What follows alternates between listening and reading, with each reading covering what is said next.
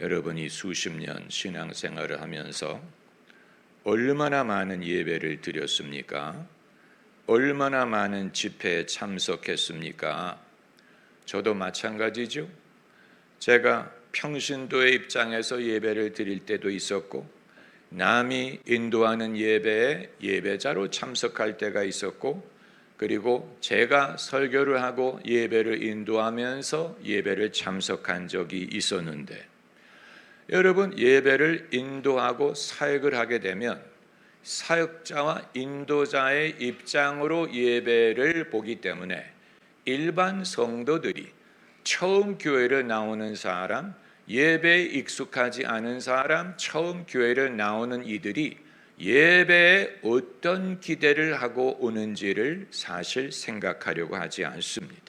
그냥 은혜를 사모하겠지, 말씀을 듣기 위해 오겠지, 뭔가 하나님을 만나고자 하는 마음이 있겠지라고 생각을 하지, 제가 그 입장이 안 돼 본 지 하도 오래됐기 때문에 남이 인도하는, 남이 설교하는 집회에 내가 만일 정기적으로 헌신적으로 한두 번이 아니고 그것을 나의 예배의 집으로 생각하고 참석을 한다면, 그리고 내가 제3자에게 같이 가서 예배할 것을 권할 때 그 사람에게 예배를 드림으로 어떤 변화와 어떤 혜택이 있는가를 설명한다면 내가 무슨 말을 해줄 수 있을 것이냐.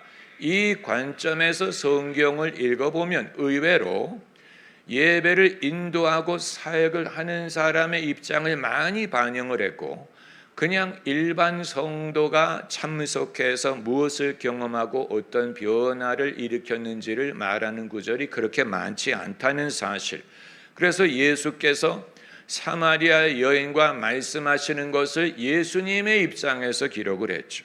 예수님이 어떤 말씀을 하셨고 예수님이 어떤 의도로 그렇게 하셨는지를 이해할 수 있으나 그 여자의 입장에서는 어떠했을지 기록하지 않은 것입니다. 그 여자의 입장에서 어떤 의문이 있었고 어떤 효험이 있었고 어떤 은혜를 받았을까.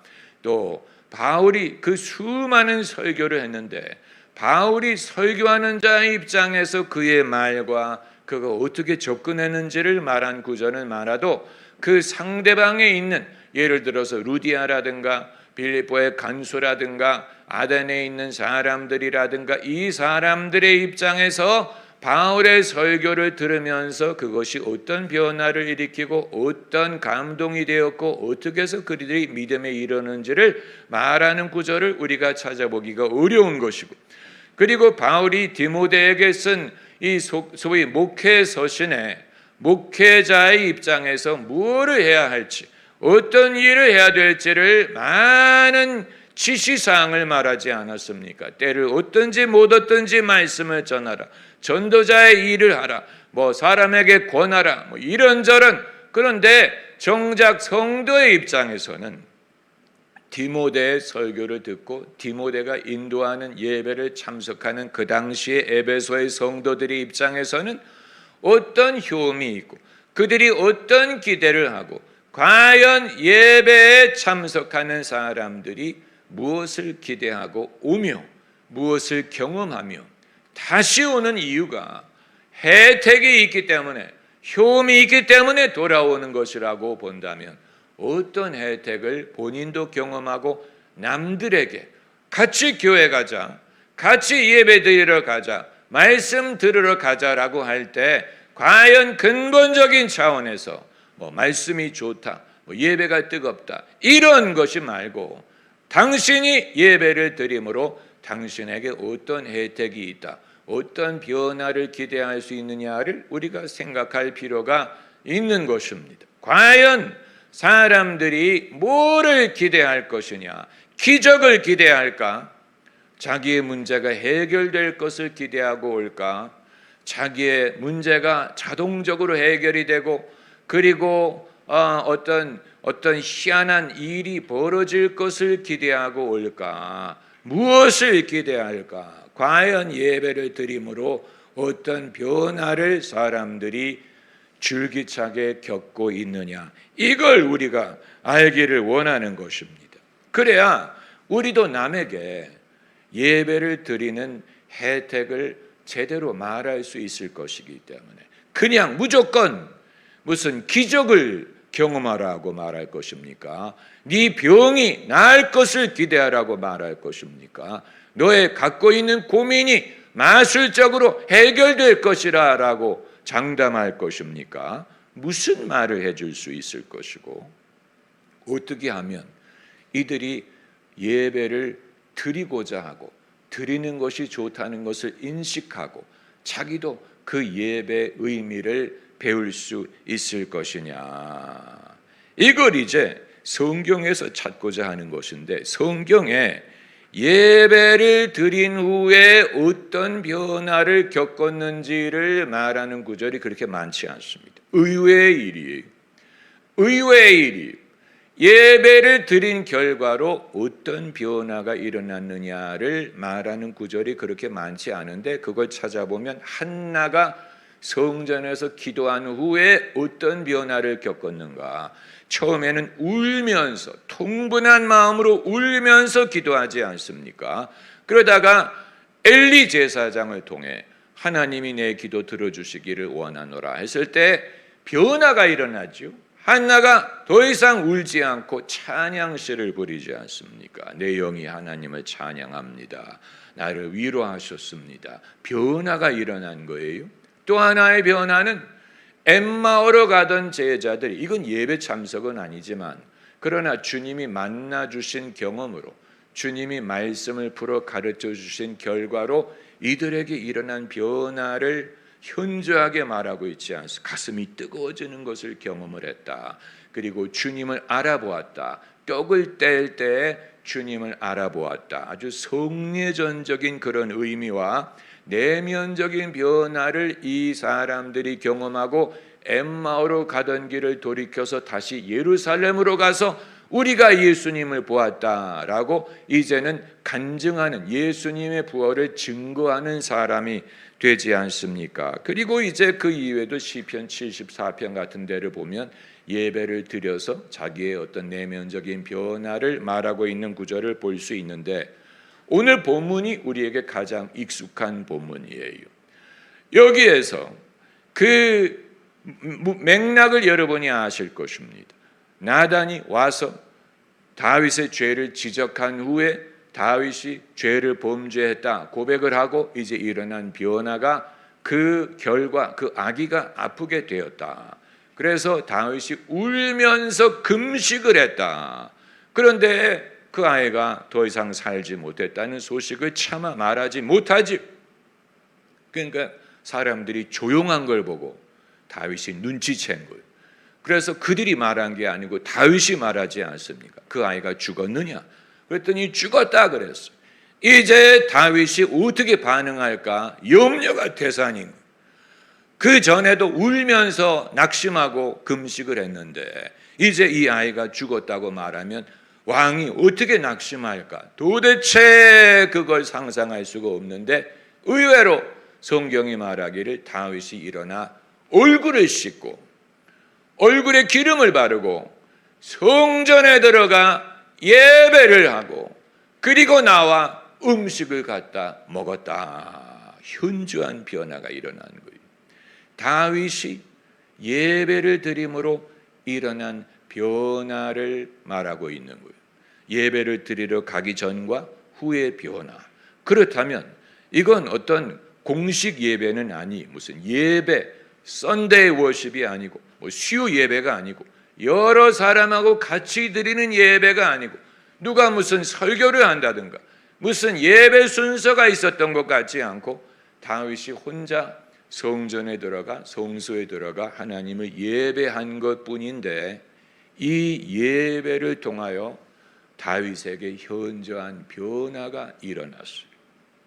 그래서 들어갈 때는 울면서 금식하는 상황이었는데 나왔을 때는 이제 얼굴이 더 이상 수색이 없고 음식을 갖다 달라고 하고 그것을 먹고 그리고 그 변화가 얼마나 현저하면 사람들이 물어봤어요.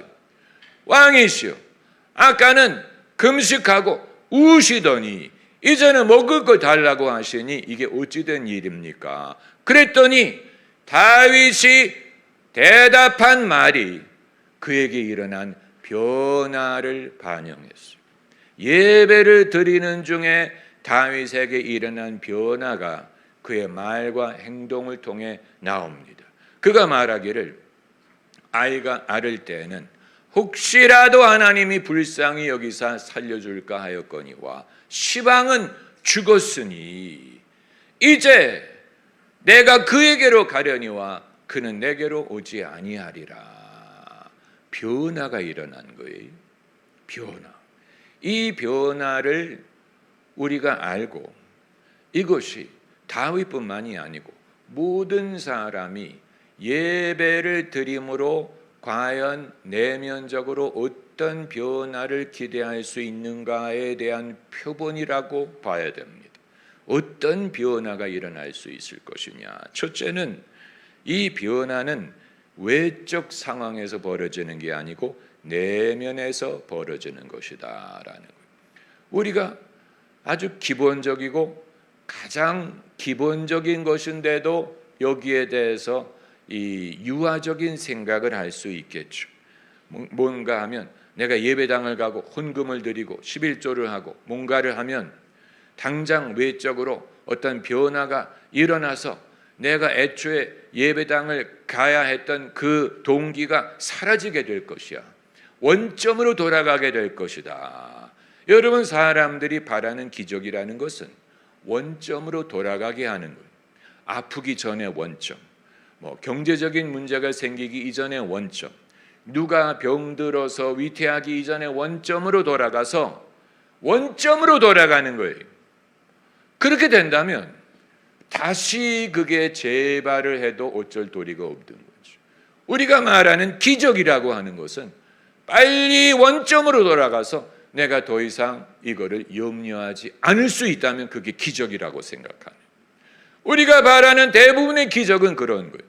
이 상황이 너무 싫기 때문에, 이 상황이 너무 괴롭고 두렵기 때문에 어떻게든 하나님이 기적을 주시면 원점으로, 아프기 전으로 돌아가. 또 문제가 생기기 이전으로 돌아가. 원래 모습, 근데 원래 모습이 그렇게 좋았느냐 하면 그것도 아니에요. 원래 모습이 그렇게 이상적이었느냐, 그래서 내가 그 길로 돌아가기를 약수고대하느냐 하면 그것도 아닌데, 고통이 너무 싫고 변화가 두렵고 상실이라는 것이 두렵다 보니까 내가 하나님에게 열심히 기도를 해서 하나님이 기적을 주시면 원점으로 돌아가고 이 아픔을 잊어버릴 거야. 잊어버리고 없는 것처럼 됐으면 좋겠어. 우리가 바라는 게 그게 없는 것처럼 됐으면 제일 좋겠어. 그러나 없는 것처럼 될 수 없고 이미 이 면에 있어서 하나님은 이 일이 진행될 것을 허락을 하셨기 때문에 이제 원점으로 돌아가는 것은 불가능하고 그것이 나에게 유익하지도 않고 이것을 건너가서 하나님이 계획하신 것을 찾아가는 것이 하나님의 뜻이에요. 우리가 기적을 바랄 때 그 기적이 이게 마치 없어지는 것처럼, 없었던 것처럼, 컴퓨터를 리셋하는 것처럼 원점으로 돌아갈 수만 있다면 얼마나 좋을까. 이 태극기 휘날리며의 그 영화의 첫 장면의 목소리가, 너레이션이 그것 아닙니까? 꿈을 꾸는 것 같다. 전으로 돌아갔으면 좋겠다. 전으로 돌아가서 형과 즐겁게 지내고 뭘 하고 전으로 꿈과 같으면 꿈이었으면 좋겠다. 그런데 꿈이 아니죠. 6.25 전쟁이 일어났을 때 일을 말하는 거니까. 그렇기 때문에 이제 예배를 드림으로 어떤 결과를 기대할 것이냐. 외적인 상황의 변화가 일어나는 게 아니고 내면의 변화가 일어나는 것입니다. 그래서 다윗의 심령이 되살아났어요. 그 증거가 뭡니까? 더 이상 울지 않았고 음식을 달라고 해서 먹었어요. 그리고 이 모든 일을 받아들였어요. 뭐라고 말합니까? 23절에 시방은 죽었으니 어찌 금식하랴. 다시 돌아오게 할 수 있느냐. 이걸 받아들인 거예요. 이거 다시 돌아올 수 없는 거예요. 다시 돌아올 수 없어.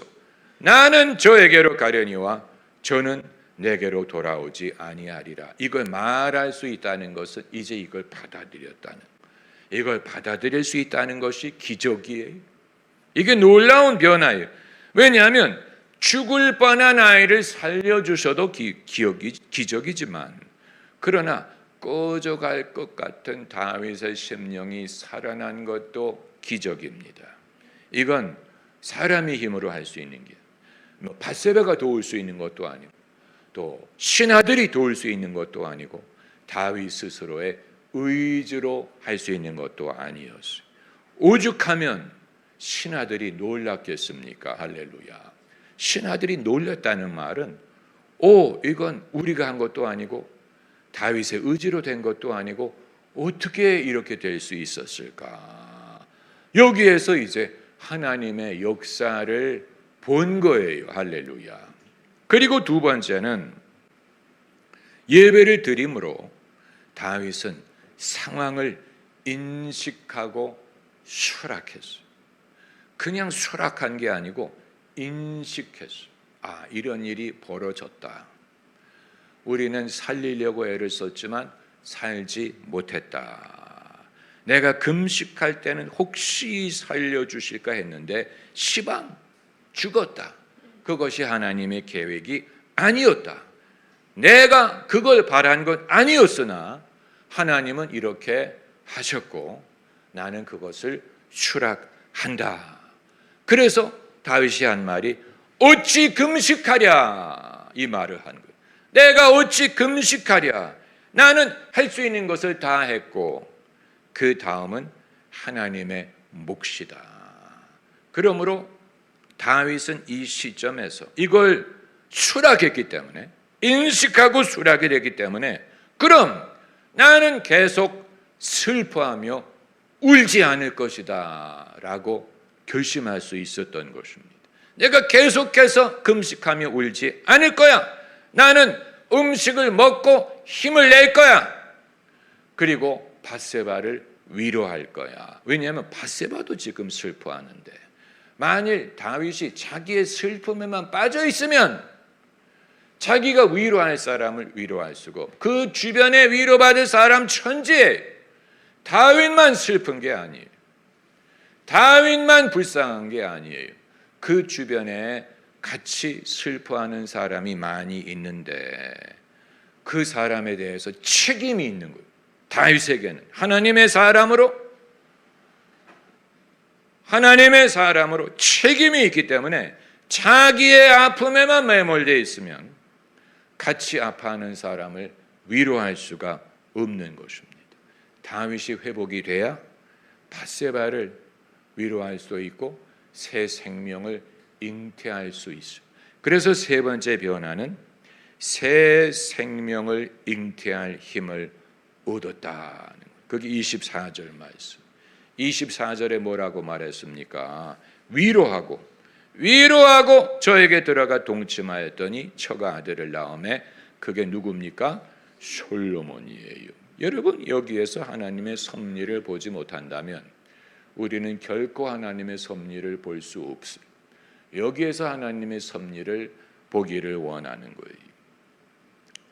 하나님은 우리의 생각이나 바라는 것 그 차원에 머무실 것 같은데 그 이상의 것을 준비하실 때가 많다는 사실.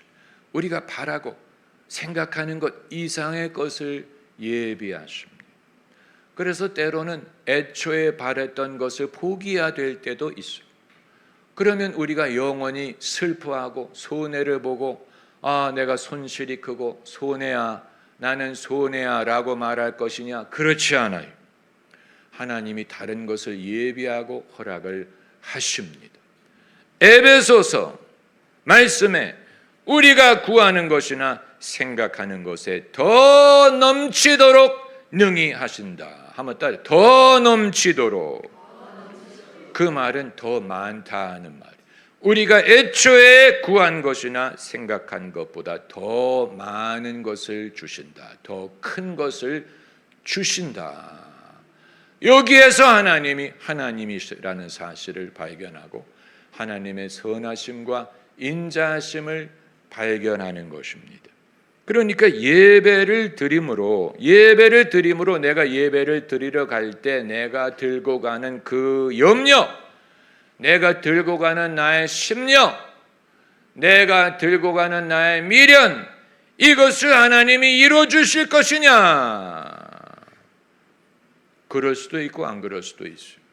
그럴 수도 있고 그러나 예배를 드림으로 안 되는 것은 안 되는 것으로 인식하고 그것은 내가 수락하고, 그러나 이게 나에게 손해로만 끝나는 게 아니고 하나님이 하시는 일에 대한 산소망을 얻을 수 있다면, 여러분 그것이 예배드린 결과라면 예배는 모든 사람이 안 드리면 안 되는 것입니다. 할렐루야.